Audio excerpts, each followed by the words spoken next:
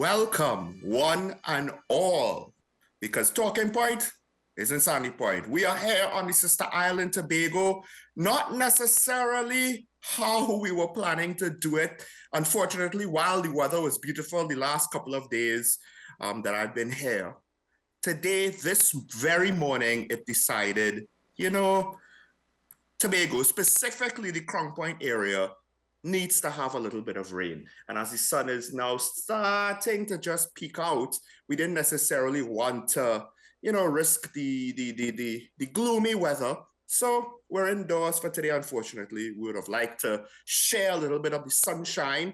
But with that said, sunshine and rainbows, bunnies and roses, I'm not entirely sure if that's what realistically should be forecasted for our future here in TNT. Now, we've had some good news and some bad news, and probably you could argue a lot of in between. One of the things that I find interesting is that at the end of the day, it seems as though we've reached a point where we have to always remember. And I think to some extent, those of us who are true to ourselves will understand just because we're smart and accomplished doesn't mean we know everything. And yet, unfortunately, too often do we ourselves fall into that trap. But then now the question is, to what extent should we tolerate when our leaders potentially fall into that trap, when their desire to defend their position supersedes potentially, not necessarily, their good judgment, when perhaps it's not always going to be some big conspiracy to defraud the people or some evil intention, but rather a very human failing in a job where the stakes are so high, we have to wonder how much should we accept of human failing if it is as innocent as that, because unfortunately corruption in TNT, at least as of now, is always on the table, unless something comes up to allow us reasonably to perceive things differently. It will, in the foreseeable future, always be on the table. It's the boogeyman of all elected officials, whether they like it or not, whether they acknowledge it or not. It does exist. And now we have to, we being those of us in the media, try to sort through the mess without potentially subconsciously showing biases of our very own. Hopefully we could be objective, because these things are important, and we're going to get into them now with today's Daily Review.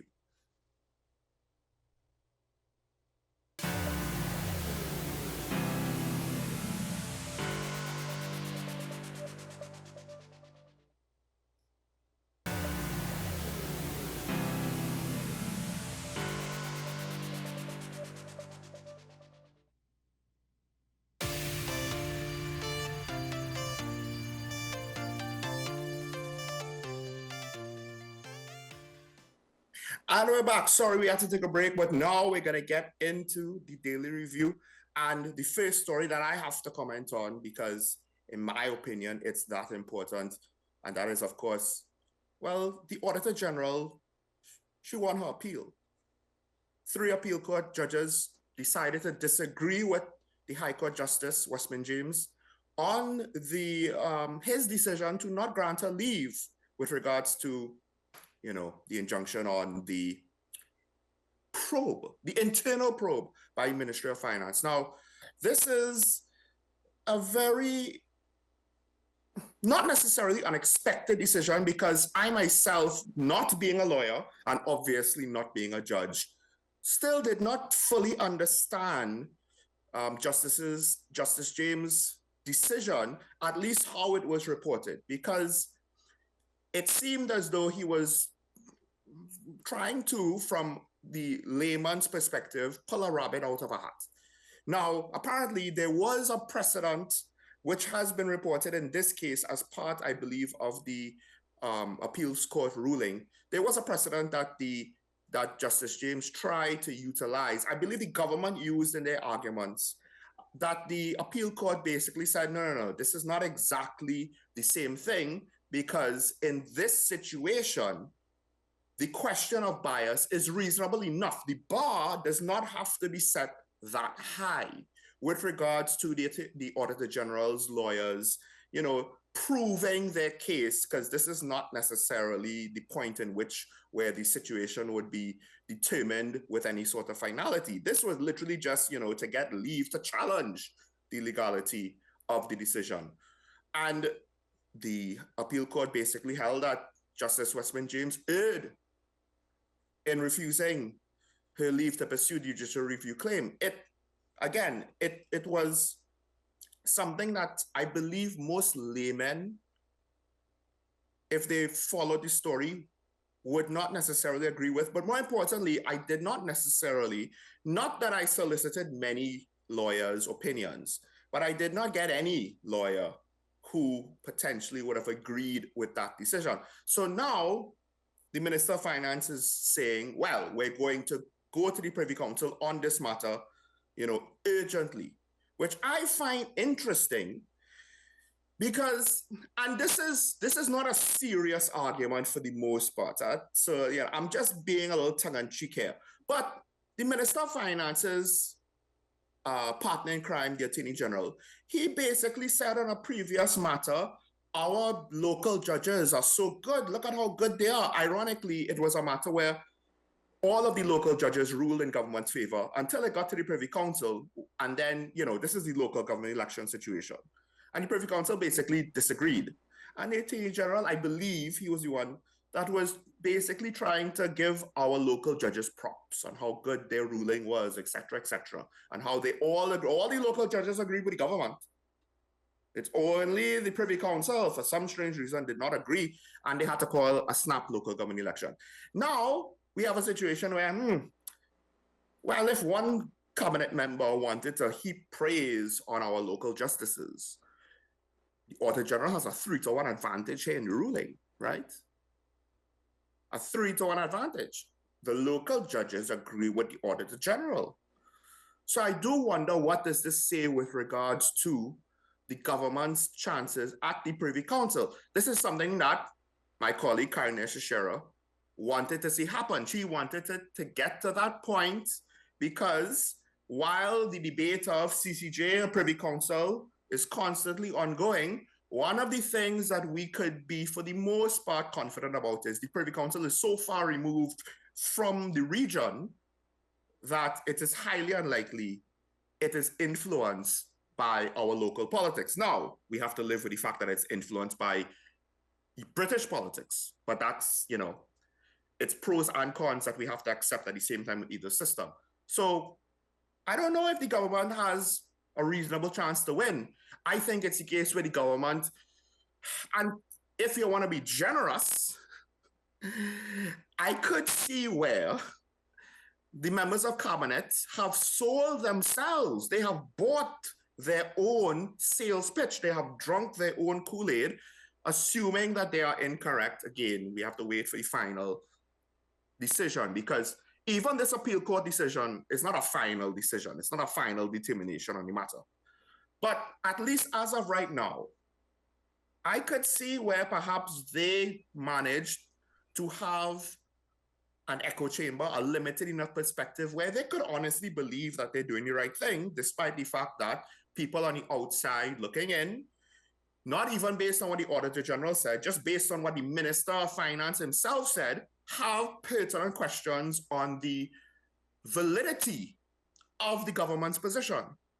And one of the things that this will also entail is the fact that legal costs, part of the questions in this whole situation has been, what is reasonable costs for the state to pay for the Auditor General to defend herself from the government, essentially?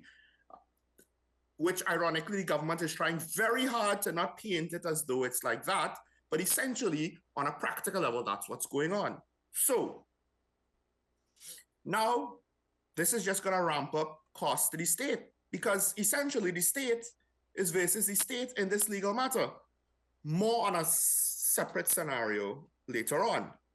But one of the key points that I believe the appeal court brought up, I don't want to take time trying to reread the article, is the fact that, look, this situation is not like the situation with the Law Association that was brought up in the government's defense, where in this situation, you have not only the Minister of Finance and other parties involved being pertinent to the case, being part of the case, involved with the case, not just involved with the investigation. The investigation, therefore, the questions of bias are relevant enough. But also there's the fact that the Auditor General's independence from cabinet and cabinet members who are the ones that initiated the investigation, that also has brought up. Meanwhile, again, when we go to the Privy Council, the irony is it really doesn't matter who wins with regards to cost, because the state will, in theory, have to pay for both costs, especially since now it's the Minister of Finance initiating the escalation to the Privy Council. It's not as though the Auditor General lost at both levels and then she decided that she had to take it to the Privy Council. Now it's the Minister of Finance having to escalate it. I don't really see any scenario in which we're basically paying two sets of lawyer fees at the Privy Council. So this is a wonderful case study of, I suspect, how not to deal with a situation. I don't necessarily know how bad it is with regards to the root cause, how much corruption is there or not. It could just be, again, someone made an honest mistake, but the problem is now how they're dealing with the mistake, at the very least, seems to be all wrong. And it might just be like with the meritless situation. What upsets me the most about that whole meritless fiasco is the fact that it was unnecessary, because they essentially had to repeat the whole process all over again. And they had to basically do what they tried to prevent the first time, which signaled to me, was it necessary to go through all of the cloak and dagger? I wasn't there, then I was there, blah, blah, blah. And now in this situation, we have to ask, it's not necessarily if who is right or who's wrong, but if this whole process where the Minister of Finance went to Parliament in a way that could be argued to be improper, could be argued or questioned, is it not necessarily in line with the law of how this process was supposed to be managed? And then doubling down at more or less each stage, was all of this necessary?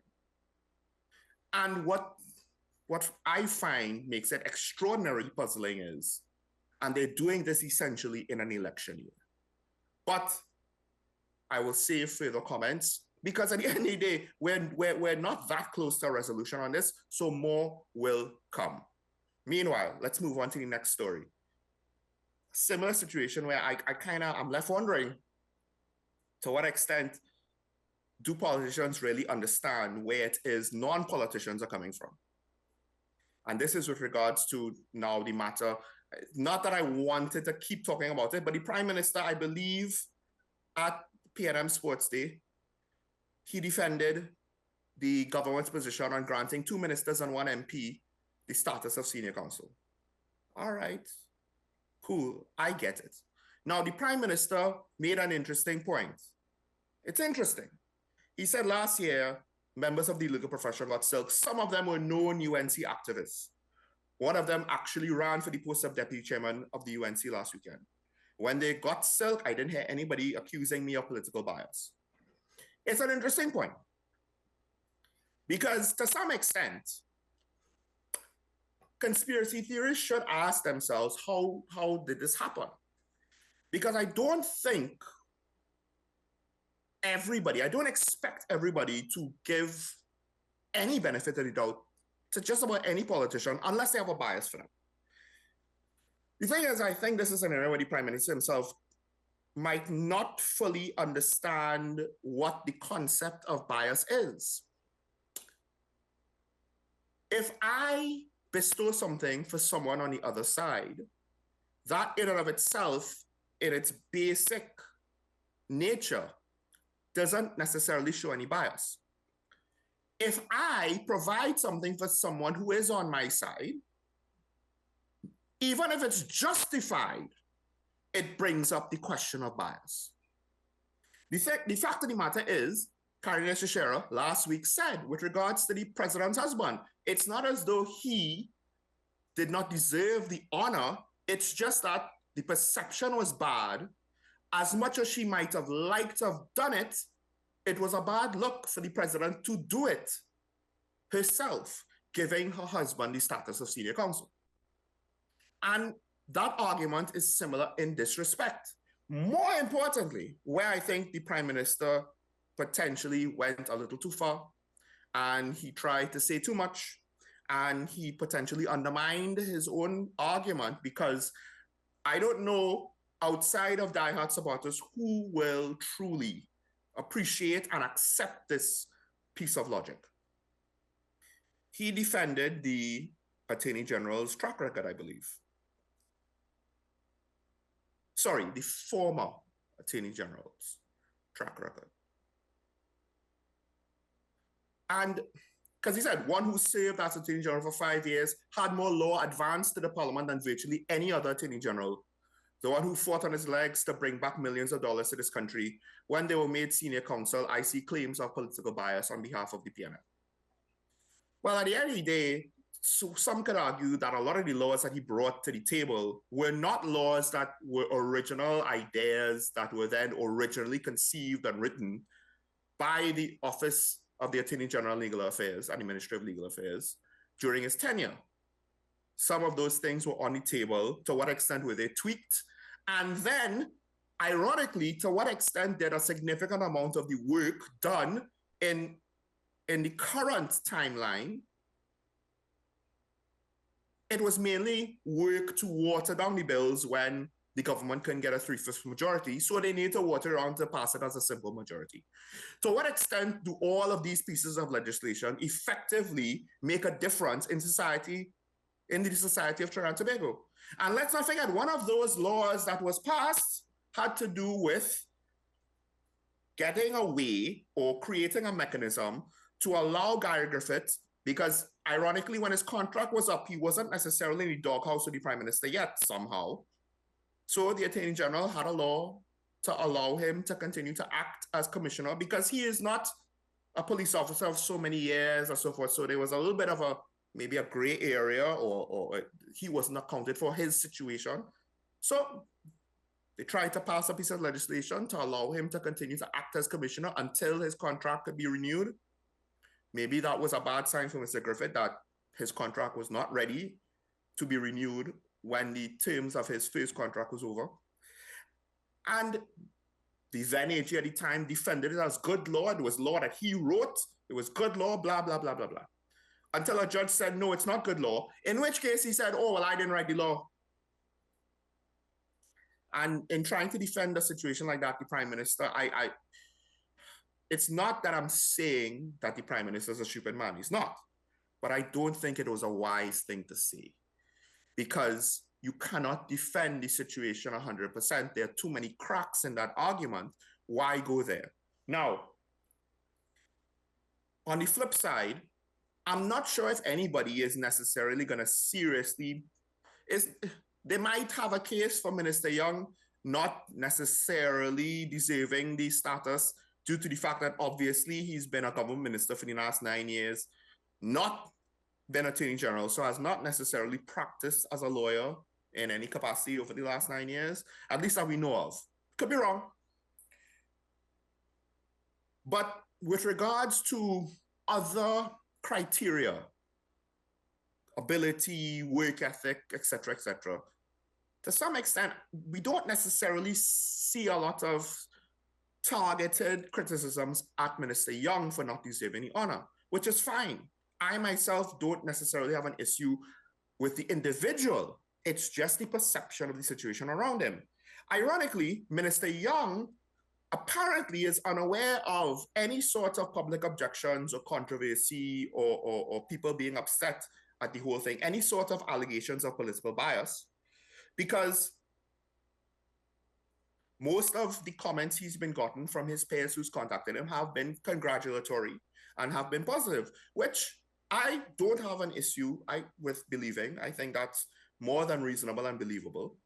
But I do wonder, as Minister of Energy, to some extent, I don't know if it's because he was traveling, but regardless, Cabinet does not seem to be an entity, at least under the PNM, and even under other governments, that operate in silos where they meet to kind of get a consensus on critical things every now and then.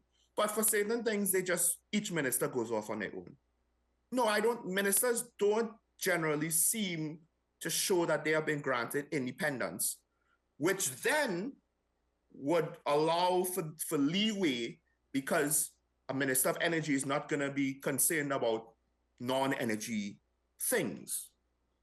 So I find it interesting in the way how our government tends to practice its business, that Minister Young is claiming, he's unaware of the negative comments. He's unaware of the noise.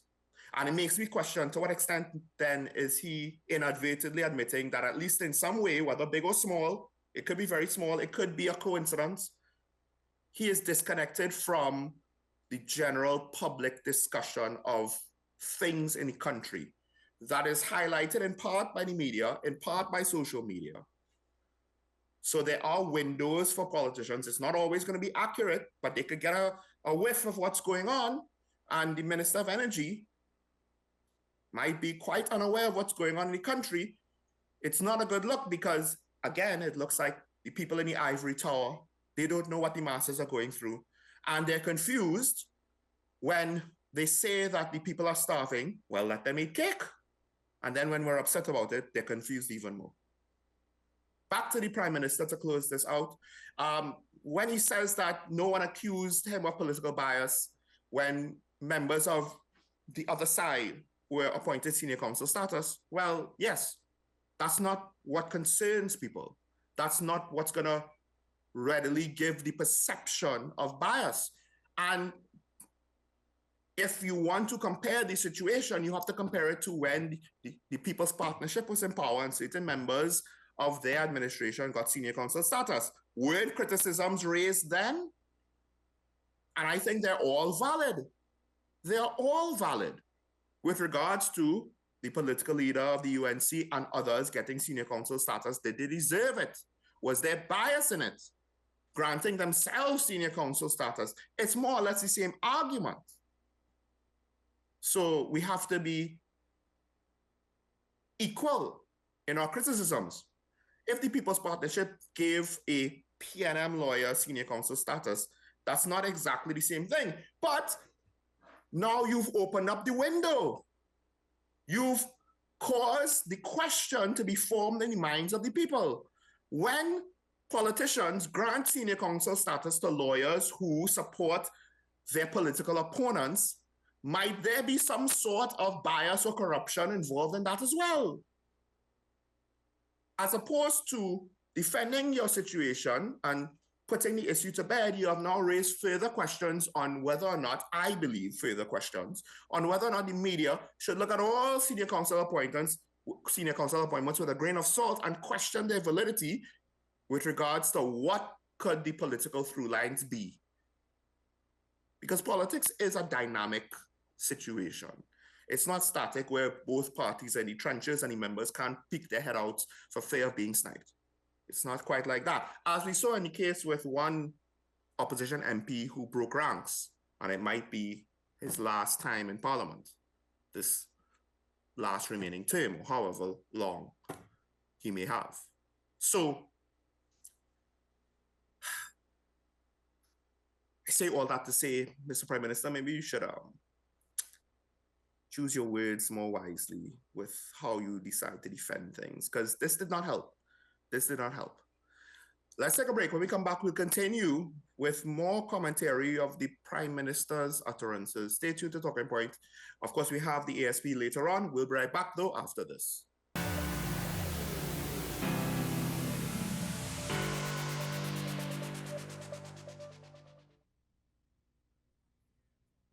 It's at Sandy Point on the sister isle of Tobago. Morning is looking a little bit nicer now, although still a bit overcast, still a little gloomy, which is unfortunate for our first show on the sister isle. And I will be here for approximately the next month doing Talking Point from Tobago. Hopefully, I could catch up on things directly with what's going on in Tobago. Of course, I don't know if I'll have time to get to this, but the last budget presentation of the Secretary of Finance of the THA, because Chief Sec Farley Augustine is going to, or is planning to give up that portfolio, that is more or less coming up, I believe, today. Hopefully, this rain is not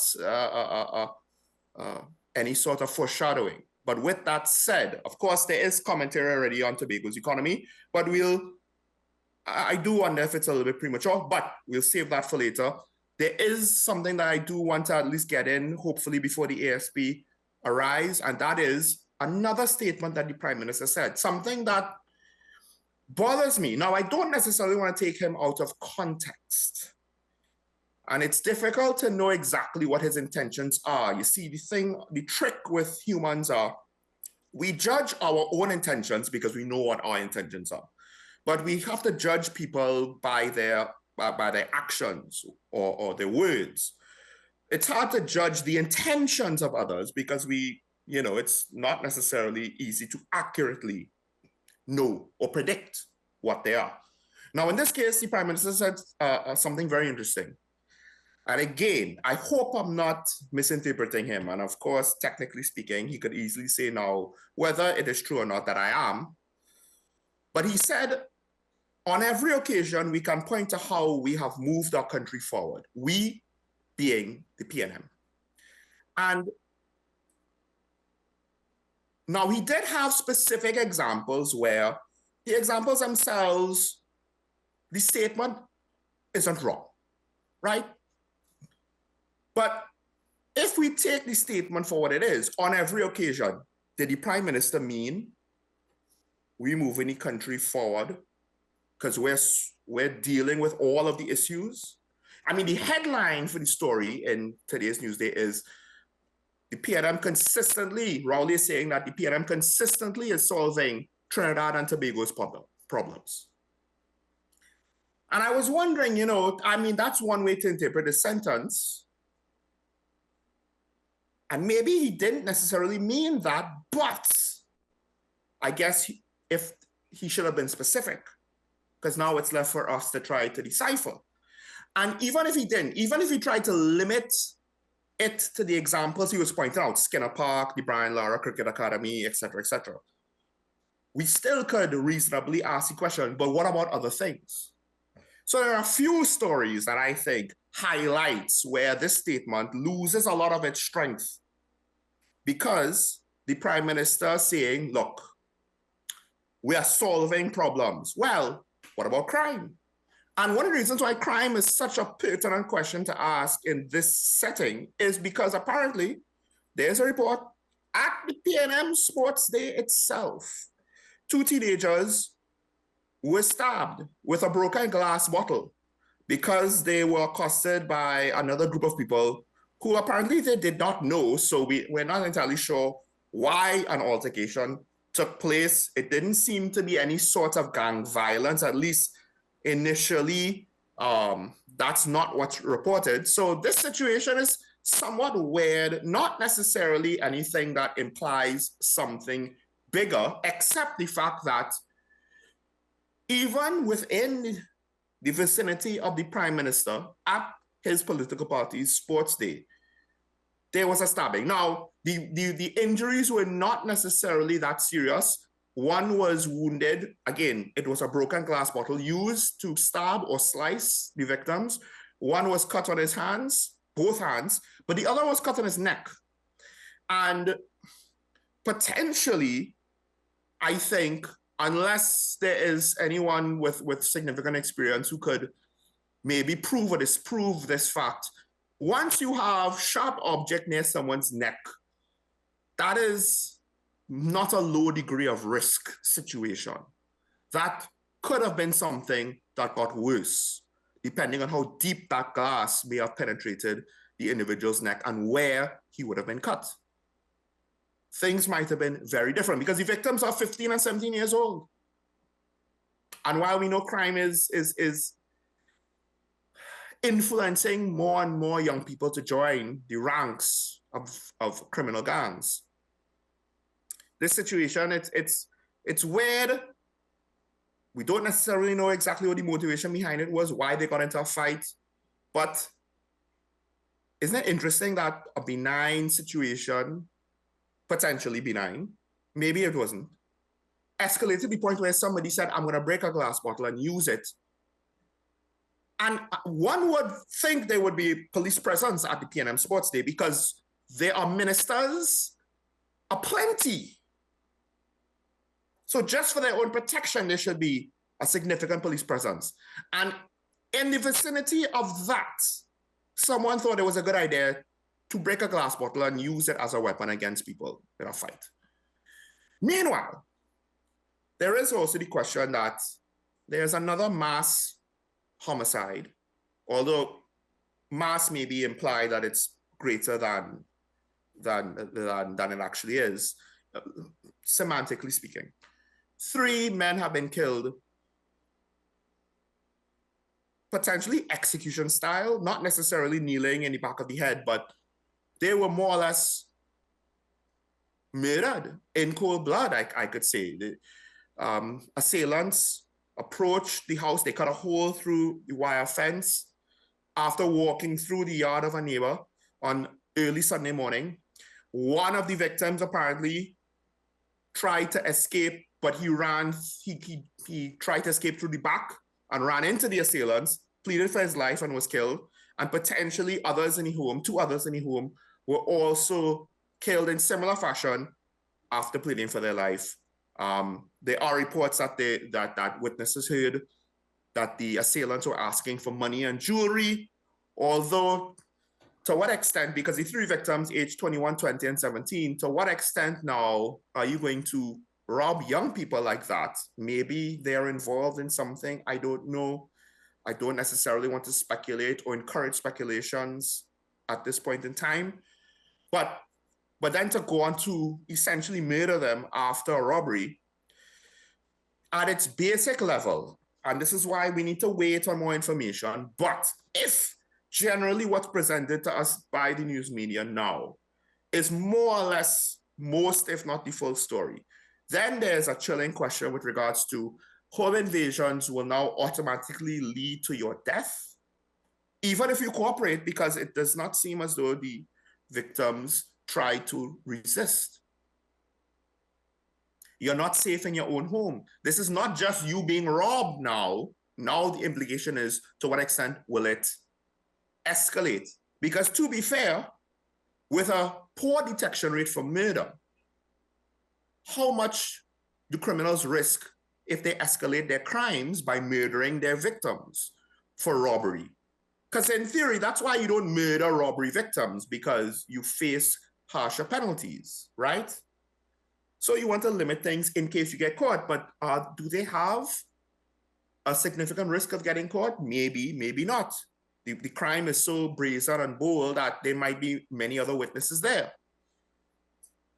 The thing is, ironically, to some extent, the system might be so broken down, it might be encouraging criminals to kill off all possible witnesses, which means now that there's a scary consideration for those who might face a robber with a gun in their face. No pun intended. That even if I cooperate, he might still just gun me down. Life is viewed so cheaply in our society now. Calls for people to be armed to fight back, they gain greater ground. But I don't still think that's necessarily a solution. It's just a plaster on the sore. And again, is this a sign, potentially, again, we need more details to make a definitive statement, that the crime situation is incrementally escalating, violence is getting more brazen? Where is the PNM solving the problem? I want to close out. There are 2 more points on this. And I just had former Minister of Energy on the show Friday to speak about our Forex situation, Kevin Ramnarine, warning us with regards to our lack of fossil fuel production, our lack of fossil fuel revenues, because we rely on that to help balance our trade. And now the TNT Manufacturers Association is saying that the forex situation is critical. It's not quite at the stage of crisis, but like at some point, it might be an argument of semantics. And I think the headline is forex being used to import donuts. Now, all jokes aside, I do think we're going to have to face a hard question about what imports we're going to be willing to sacrifice and give up. I myself, when I was 4 years old, Kellogg's cereal was something that was sent down by family as a treat. If you want cereal, it's going to mostly be local Sunshine snack cereal. It was 5-finger. It wasn't apples and grapes. It wasn't peaches. Maybe it was pears. There were the local apples. Those foreign apples were not something that I saw. And then all of a sudden, we got all of this foreign fruit, and it became the normal.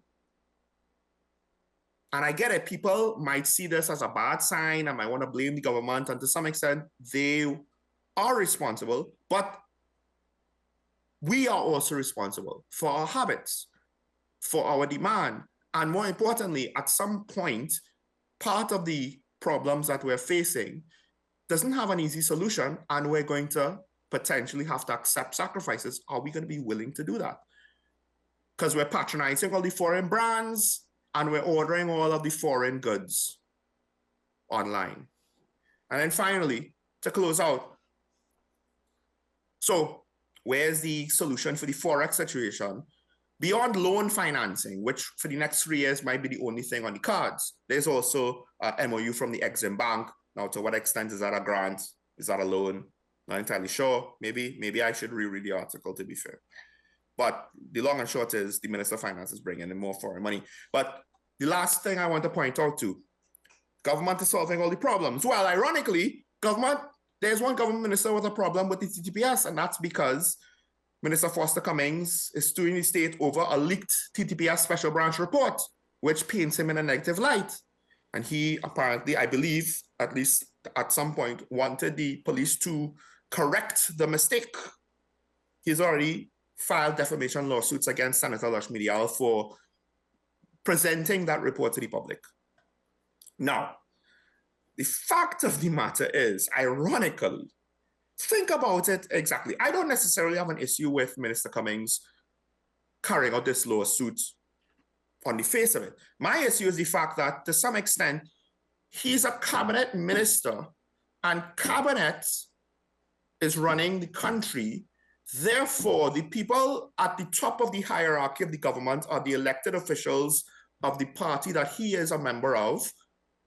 And in theory, cabinet holds the senior public officials to account, who then hold junior public officials to account. So if there is, now granted, the police service is different.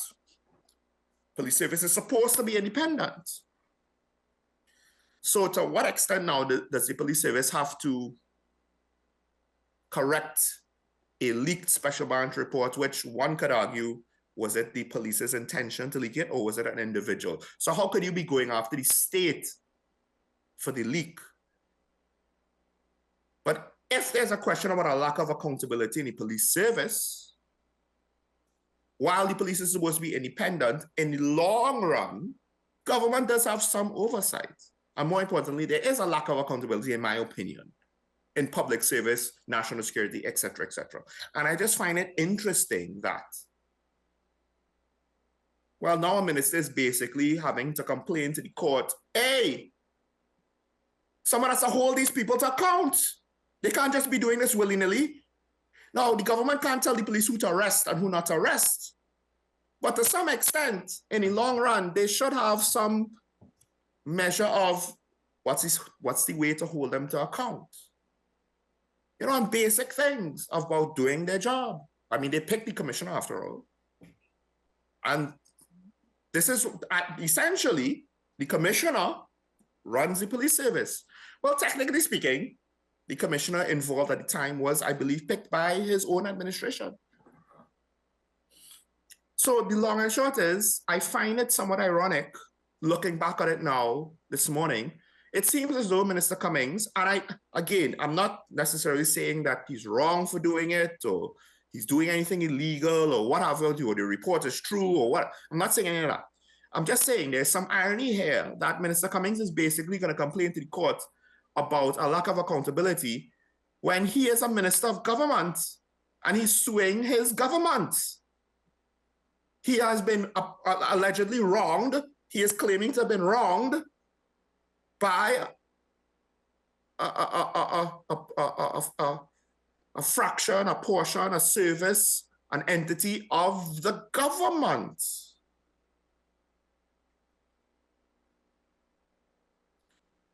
The PNM solves all of our problems.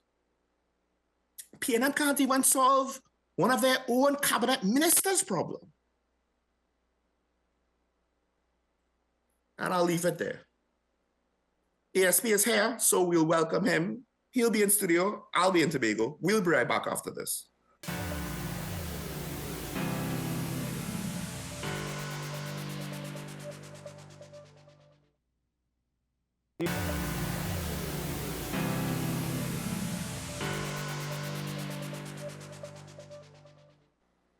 And we're back here. Talking Point is at Sandy Point on the Sister Isle. WASN, of course, still broadcasting from our studio in Woodbrook. And in our studio, we have with us, of course, a man who, he has expressed sentiments wishing he was here with me, but somehow I think his day job might not appreciate his taking a sabbatical to Tobago. Of course, he is the ASP Ashraf Ali, TTPS Media Ambassador. Good morning, Sean. Yes, it's true. We could have done the session in Tobago. I mean, I told you, you make your way up here. I have the camera infrastructure to do it. We had a different setup plan for the Tobago broadcast for me, to have a better presentation. But unfortunately, third day I'm here and it starts to rain and yeah. But you could come, it's fine. I don't know about your day job, if they will appreciate your absence. Well, you know how this be sometimes. So there's a lot of interesting things that happen over the weekend. Yes. Right. One that we got an earthquake. Yes. Which was interesting. We didn't go forward. The West Indies didn't go forward.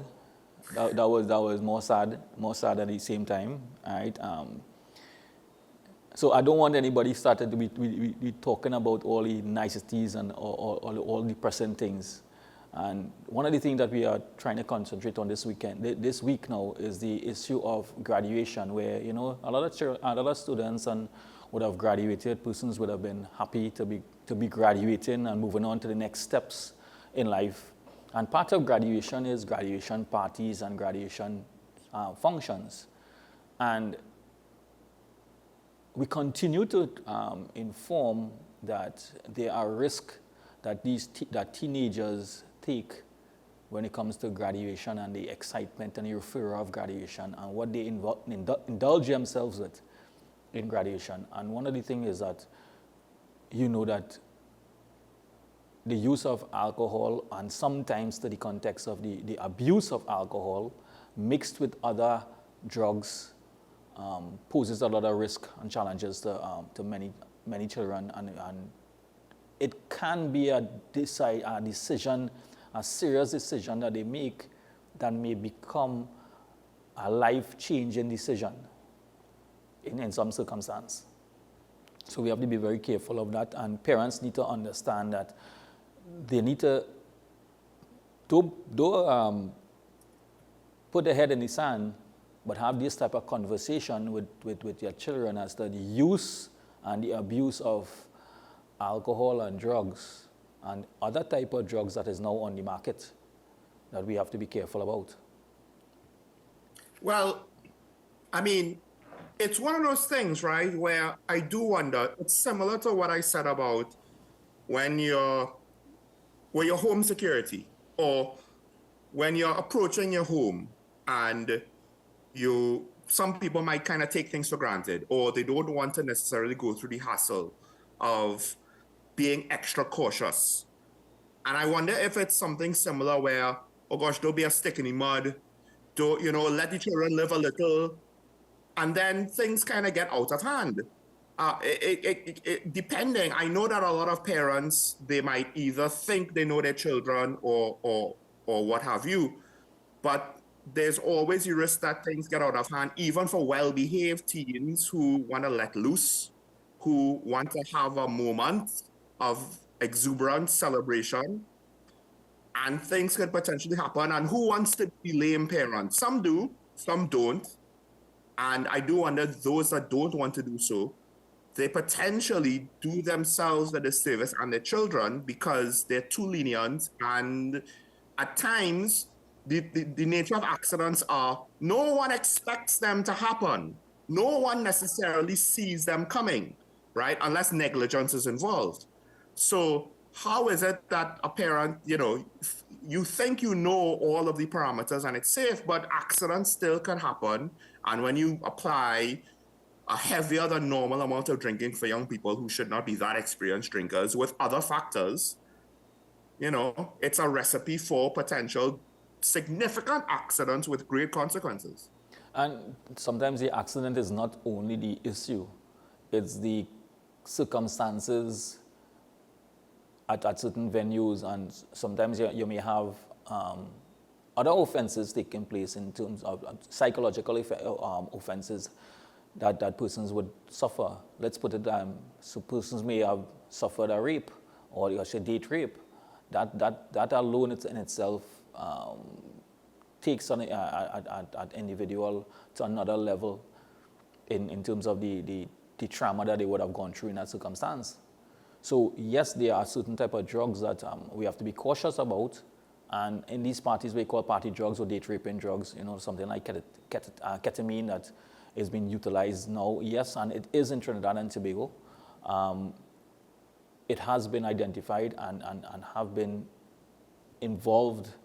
We have located it in Trinidad. So the extent of the use of it is worrying, in that it is very simple to disguise.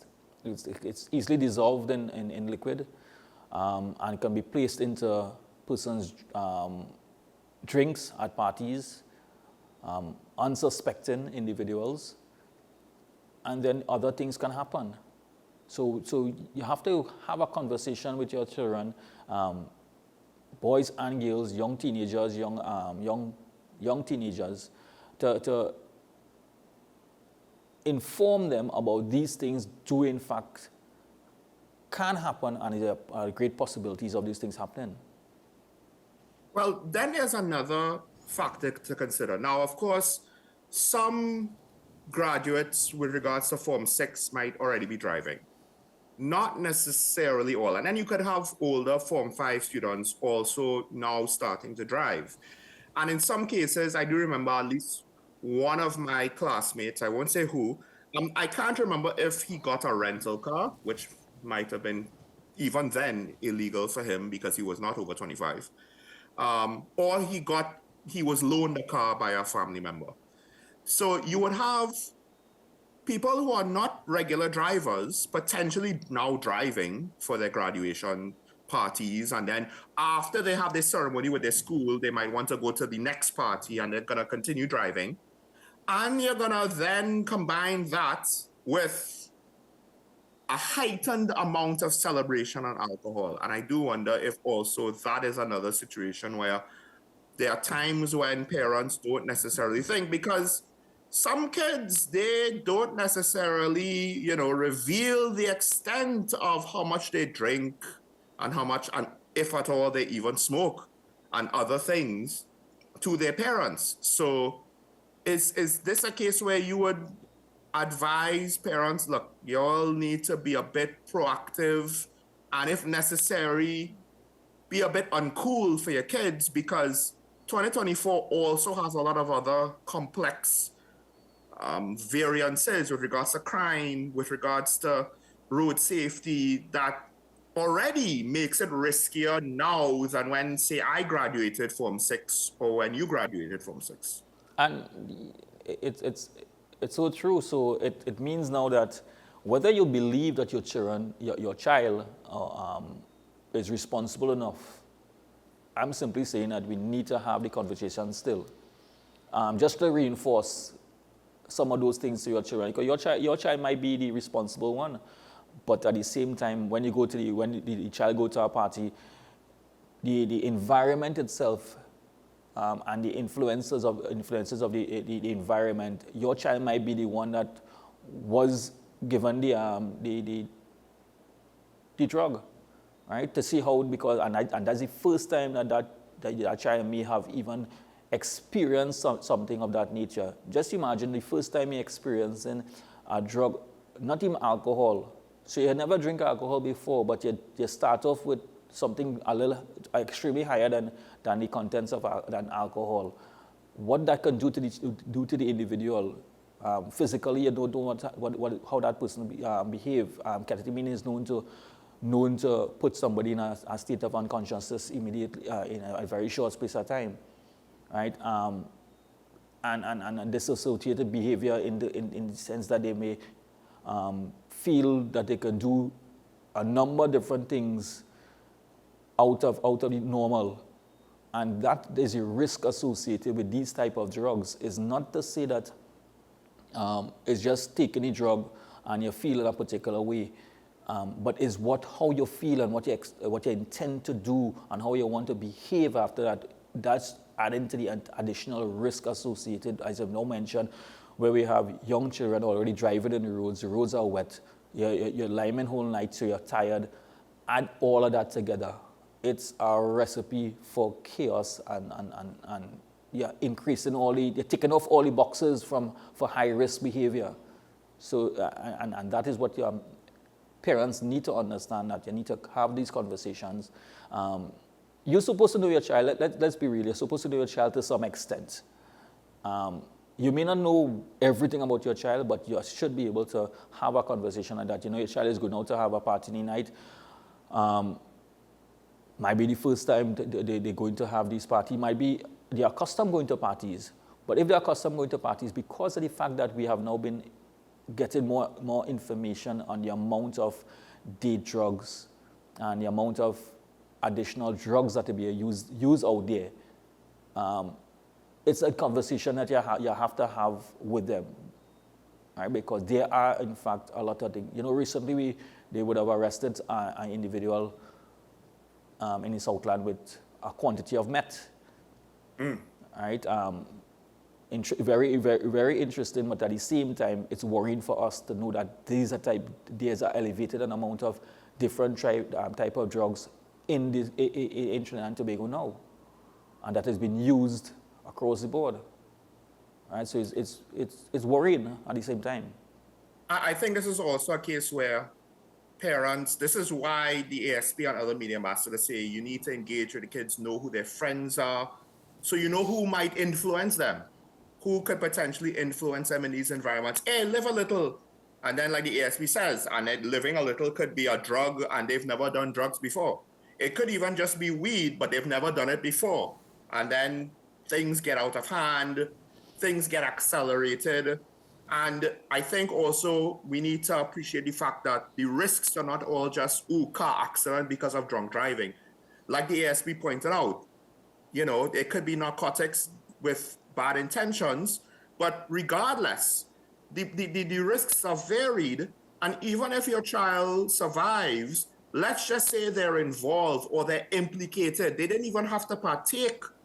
What if they were present at a scene where something bad happened and potentially that narrative sticks with them for the rest of their life and impacts their future because of youthful exuberance at the prospect of graduating from Form 5 or Form 6. And we need to understand that the risks are varied, and again, it might not be what you expect could have happened, but it could be bad all the same. And sadly, it is not about teenage graduation events alone, you know. We have to worry about primary school graduation, because we had the incidents where children in school were utilizing cookies and gummies, right? So when we had to worry about, or in our time, we only had to worry about graduation, secondary or graduation from universities, when you have your functions. Now it's during the course of the school terms, we have identified children utilizing these cookies and these gummies that has been made with marijuana and other products. So it's not only graduation, it's just across the board in terms of when children themselves go to parties, and young adults are now going to trying to experience this next stage in life. The influences are there. We have things like LSD, we have mollies, you have ecstasy, and you hear about persons combining those drugs together in a cocktail. That alone in itself is a serious risk to the individual, and you put your body in a serious position, in a very risky position, and it can be fatal at some point. It could be fatal by this type of combination, right? We know about children using alcohol with Red Bull and other drugs like alcoholic and energy drinks, combining them together. Persons combine them together. So there's this combination of the normal mixing of alcoholic beverages is no longer the normal, or the normal thing, right? When we say cocktail may not be a normal cocktail you might get in a restaurant on a menu. When you hear cocktail, it might be a different type of cocktail, which is much more dangerous than the average cocktail, right? So it's a lot of information, and there's a lot of information on the internet, where parents need to be self-aware about, and have those conversations. Just go on the internet and understand some of the risk associated with it, and tell your children, have the hard conversation about, listen, what and how to behave in these events or these parties that you may want to go to. You kind of floored me there with the whole, it's not just secondary school or even university, it's also primary school kids, that there are some things parents need to look out for. 2024, as much as we advance, the dangers, the risks, the criminal activity seems to advance in the wrong direction almost the same way. I don't know what else to say. You've left me speechless with regards to that one. And that is not a thing that we can normally do on a regular basis. True.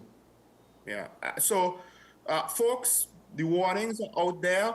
If you have a safety measure that you think might be a bit overbearing, maybe you should consider, look, my child only has one life. Whether they continue to physically live or not, they still only have one life to live. And the quality of that could be affected by a mistake, by accidents, and the phrase, it's just an accident, it was just a mistake, I'm sorry, is not always going to fix things when things escalate and go too far. So maybe you should be a little overbearing in 2024, or at least get your kids to understand some of the realities, and some of the realities why it can't be quite as free up as it was back in your time. Let's take a break. When we come back, we'll open up the phone line. Stay tuned. Sun's coming out this morning here, finally, in Tobago. But the phone calls in our studios, the phone lines will be open, so we want to hear from you, the viewer. When we come back after this, talking about a WSN, stay tuned.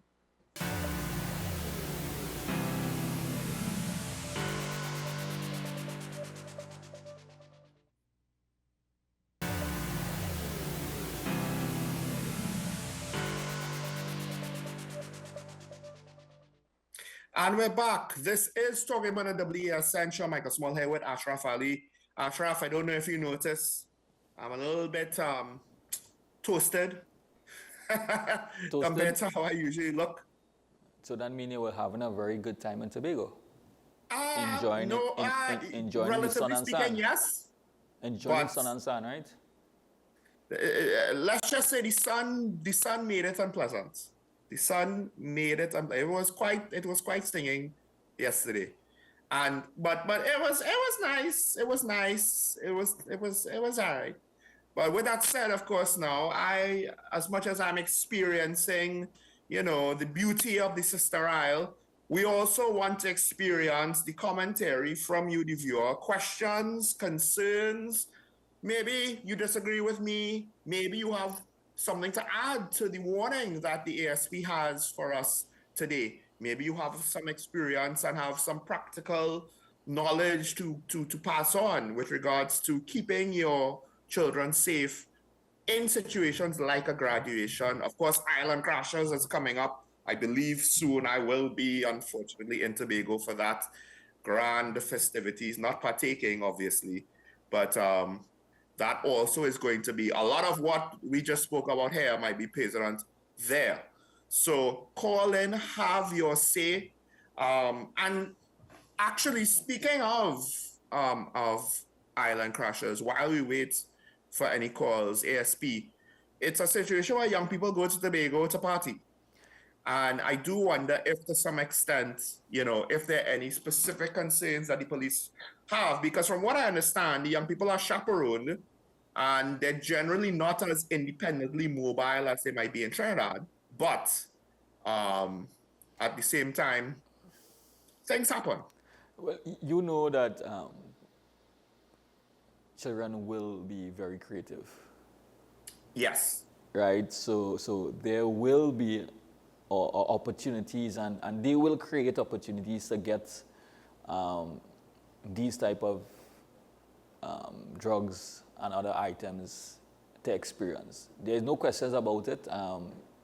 Children is creative enough, and if they want to experience this, there's nothing that they can do to stop them from experiencing it. The thing that we can do, we can't stop, but we can educate your children that experiencing these, trying to experience these things, what can be the outcome of it, right? It's not all doom and gloom at the same time. Many persons growing up would have tried to experience with drugs and alcohol and marijuana and a lot of other things, and they have learned from their experiences. Some persons had bad experiences that took them through life, and they could not have recovered from those bad experiences. Some maybe, like in some circumstances, they are life-changing circumstances.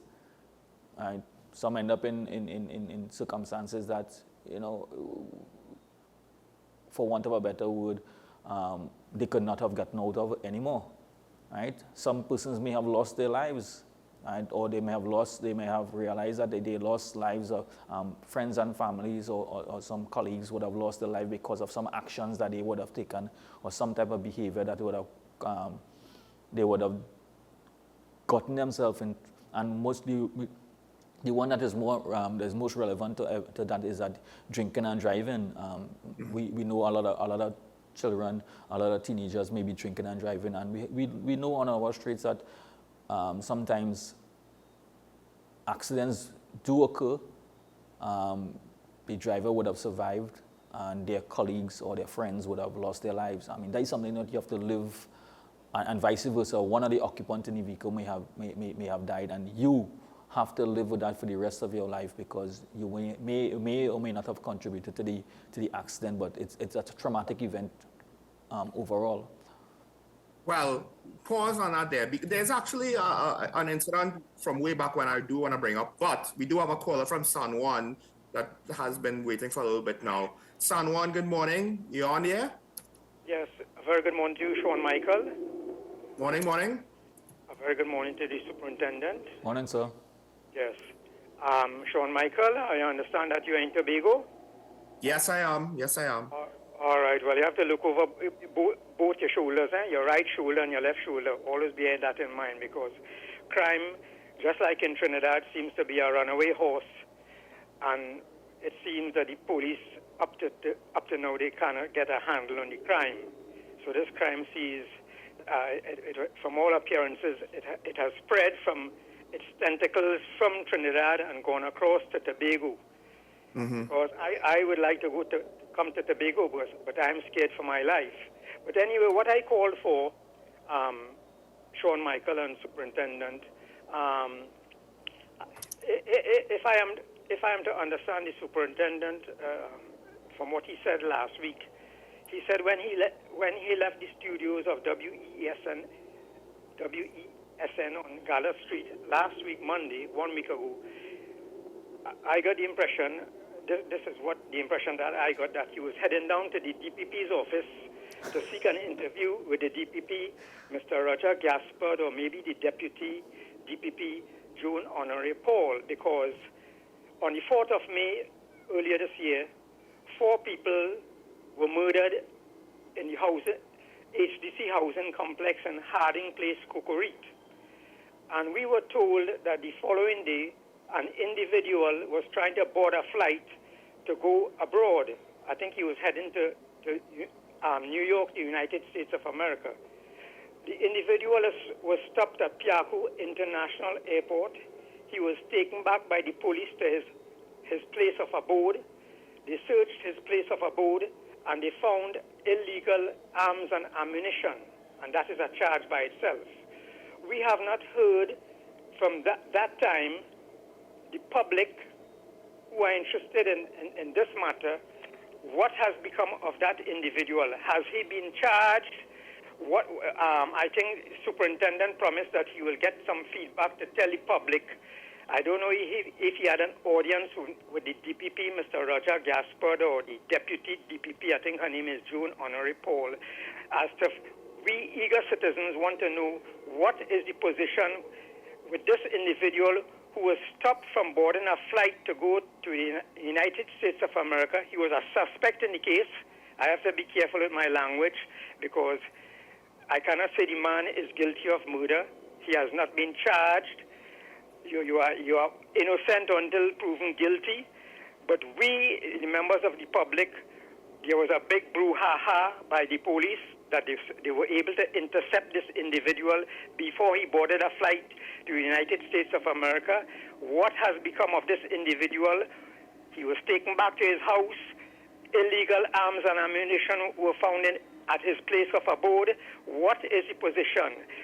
Will it take another 5, 6, 7 years? What can the DPP tell us, members of the public, about these 4 people who were murdered at HDC complex in Harding Place, Cocorite? I'll listen to the Superintendent's response of it. Thank you very much. Thank you, caller. Well, ASP? well, I don't know where you got that impression that I can go to the DPP office and inquire from the DPP on a situation like that. I just want to reinforce that the caller, I said I can provide updates once I have updates. I cannot go to the DPP office, nor can I go and inquire about our current investigation that is taking place unless, and we have a procedure in within the Trinidad Tobago Police Service. We have a corporate communications department. At the same time, there's the senior, we have deputy commissioners of police as well as the commissioner of police. I am here, and I am representing the organization until such time as we get information that we can share to the public. Only then that we can be able to share information on these public interest reports, incidents. And I understand the cry of the caller in terms of getting information and finding out exactly what is transpiring. But unfortunately, at this point in time, I am unable to say or give an update on it until such time as the Office of the Commissioner and our corporate communication sends out a release pertaining to this particular investigations. This might seem somewhat hypocritical for me to say, but I'm not as concerned as the caller And the reason why, and bear with me, folks, is very unfortunate. It's because the criminal justice system moves so slow. Usually, when an allegation is made or an arrest is made, and there's an important matter, something critical, like a murder suspect has been charged, or somebody in high office has been charged of some sort of corruption. Usually, what tends to happen is the news cycle, and we're accustomed now to this 24/7 news cycle in America, where they keep going on and on and on about a topic, and things move, generally speaking, certain things move a lot faster, particularly if they're politically charged over there. Whereas over here, sometimes politically charged things move relatively quickly, but oftentimes certain things, particularly once they reach the stage of being charged and before the courts, they move so slowly that we will go through a cycle of forgetting or disregarding because it's just not being talked about because nothing new happened. And then eventually a little incremental bit of progress comes about. And then we hear about it, but it'll take so long. And that's generally what bears out. Things take so long that I can't really be concerned about, oh, we haven't heard anything for a few weeks. Well, yeah, history says that we're not going to hear or get any updates, not because the police don't want to give it to us, but very often it's because there is nothing to update. He's been charged and then he is in limbo. And it then leads, all of a sudden now, the situation turns from, ooh, a murder suspect to, hold on, this criminal justice system problem is going to negatively affect this case and others like it. And this is just but another example of how this happens. And part of the negative impact is the fact that this situation is also going to cause the public perception of it to be bad in multiple ways, right? Because we want to find out what's going on. And naturally, we should not accept, well, nothing seems to be being done in any sort of timely manner. But it's going to appear to us initially that nothing is actually being done, when the reality is something's being done. It's just going to take 10 years. So it's unfortunate. And I think I'm not saying it's right, but I'm saying that once we reach a certain point in any sort of police action, I can't really now be all concerned about why we don't get updates on a week-to-week basis or a month-to-month basis. Because it's more like we're going to get updates on a year-to-year basis, because that's the timeline some of these things happen. And it's, at this point, like I said last week, it's out of the hands of the police service. For the most part. True.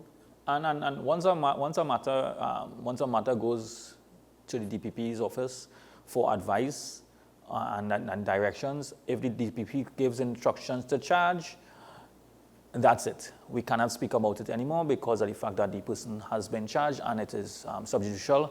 There's no any updates on that. There's no update for the matters in the police service. Don't give an update on a matter when it reaches the court or into the court system.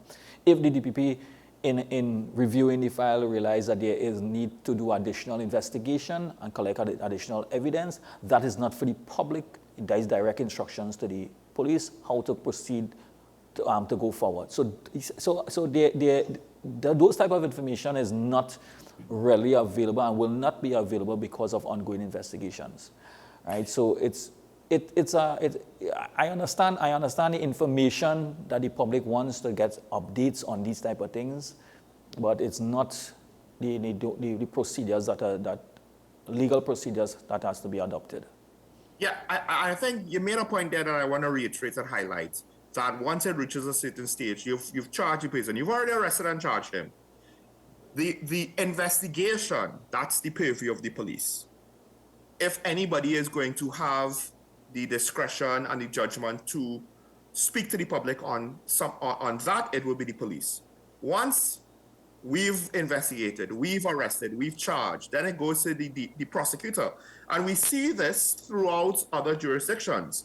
When it's in the investigative stage, that's when the police are leading the press conferences. When it's at the prosecution stage, the court stage, That's when the prosecutor leads the press conferences and gives out whatever public comment there is to be given out at that point in time. So that's another thing. And I think, Caller, I'm not saying that you should know better, but rather because the process is not properly handled here in TNT, and in part because we don't necessarily appreciate just how bad this lengthy, delayed process of criminal justice in the courts and how it affects how bad it is. We know it, but I don't know if we truly intrinsically understand all of the impacts it has.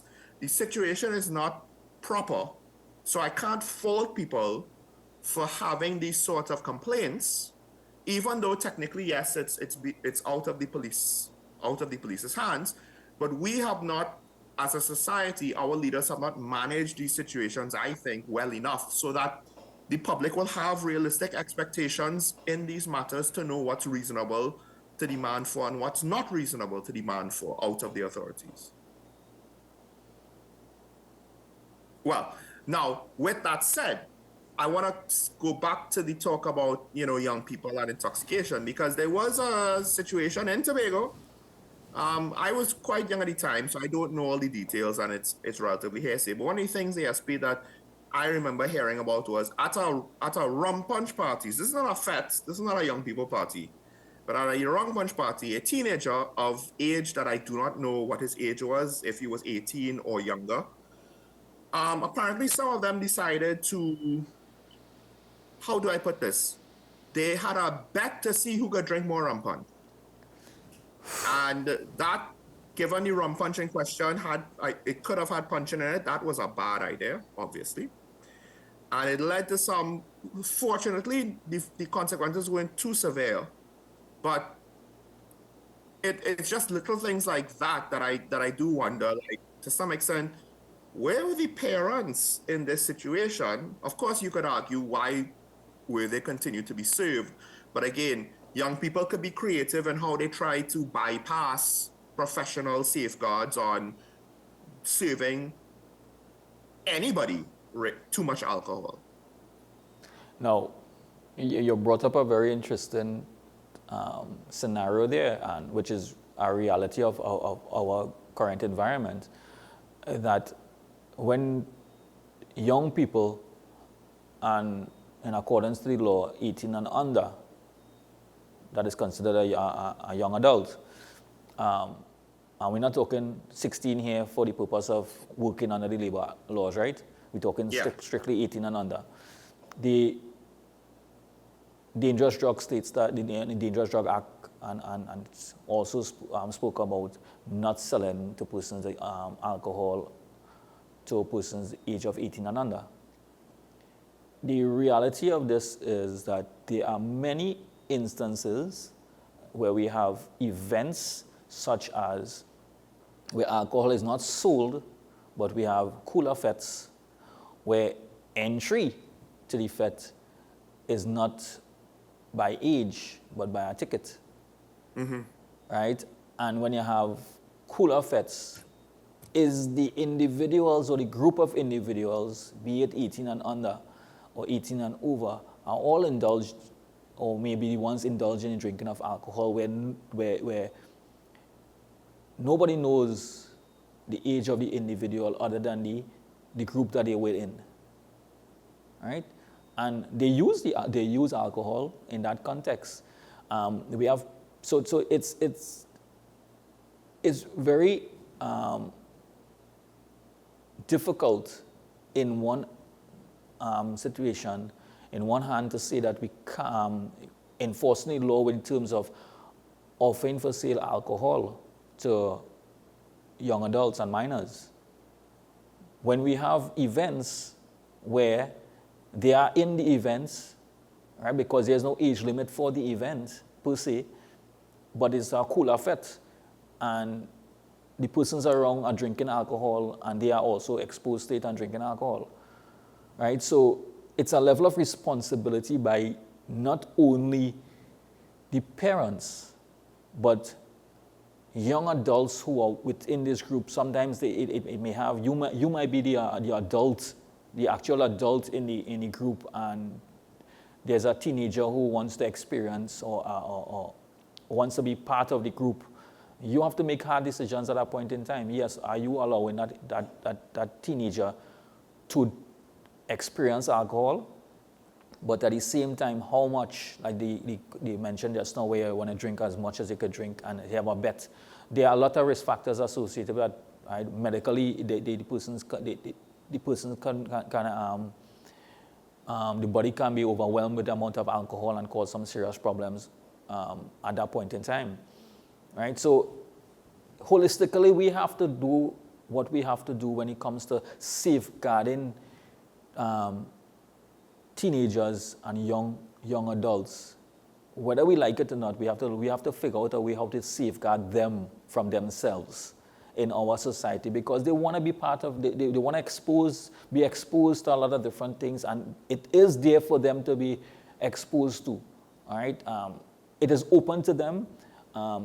Choices are given to them, and they want to make those choices. That sometimes they make those choices to be part of groups, part of a community and a community in context that not a community you live in, but a community of young people who go out there and have fun and free themselves, but take the risk and take risk that the average person should not be taking, and being uninformed in that context, these are life-changing risks, life-changing decision makings that you're going to make, right? And parents on the whole,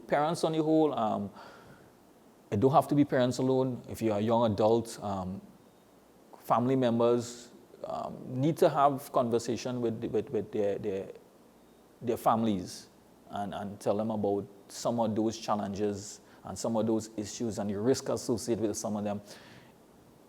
Getting into it immediately, doing it for all the wrong reasons immediately in the first instance, and then we have the other side, the other situation that if this person become addictive to this behavior, that's a life-changing environment and a life-changing situation for them that could go into several different things that we could discuss that in other forums and later on, where even if they become addictive, how that affects the entire family and the entire household at the same time, that individual and everything else, and the amount of challenges going through life trying to resolve this addiction that you have and how you're going to manage this. It is in fact a serious situation, right? And before we had the issue with cocaine and crack cocaine, now it's not cocaine and crack cocaine anymore. We have many more other drugs that coming into Trinidad and Tobago and being utilized by teenagers and adults in Trinidad and Tobago. So it's not about teenagers alone, it's adults at the same time who's also utilizing these type of drugs. And it is in fact a worrying situation for us. And as we go into the graduation period and we having events and parties and all these things, and leading up into the summer vacation, where a lot of activities is going to take place also, where we have parties and beach limes and all of this, and these are things that we have to keep talking about, reinforcing, and speaking about it on a regular basis. I think at the end of the day, it comes back down to what extent do we as a culture, as a society, push excess. Same thing with regards to food and unhealthy diets and there are other things, right? Now, hard drugs notwithstanding, let's just push that aside. That's its own severe situation. Alcohol consumption in TNT, I understand it. It is literally part of the culture. It's parts of many cultures. The French have wine, the Germans love their beer, the English love their whiskey, the Americans have their own alcohols, etc., etc. We have our rum, etc., etc. Of course, a lot of people in TNT love Johnny. But to what extent now is it in excess? To what extent now does it go too far? And as the ASP pointed out, does it then turn into an addiction, a dependency? And also, these things are cheap, just FYI. And perhaps a healthy relationship or healthier relationship with alcohol would solve a lot of these problems, not just for young people, but adults. I want to thank Mr. Sanwan for calling in. Thank the ASP for being here today. ASP, thank you for joining me as always. You're welcome and enjoy your stay in Tobago. Don't allow the sun to burn you too much. All right. So don't get. I'll try. You're right now. You're toasted. Don't get roasted. Yeah. I'm already feeling the burn. You know, it wasn't that much sun, and I'm already feeling the pain. And last thing I'll say, Mr. Sawan, I understand crime in Tobago that might seem scary, but it's not too dissimilar from Trinidad. Depending on where you go, what you do, who you're associating with, it's not necessarily unsafe to be in Tobago. At least not yet, right? The murder rate in Trinidad is significantly higher. There are hotspots. There are people that might be involved in criminal activity that the rest of us should not look to be involved with. It's similar things apply, and so right now it's relatively fine. I hope people don't necessarily take things too far out of proportion, because Trinidad has many, if not the same problems you yourself acknowledge, that the gang violence might be rooted from elements in Trinidad. So folks, just bear that in mind. Of course, enjoy your twin island for what it is, our sister isle Tobago. With that said, I would ask all to remember their allegiance to the republic. That is, we are a nation of both islands in the sun. Be your brother's keeper. Stay safe out there. Today is a good day. As the sun is coming out in full now this morning, I could say, as my co-host always says, it's a good day to have a good day. This one a great day as you start off the week. We will see you tomorrow. Bye-bye.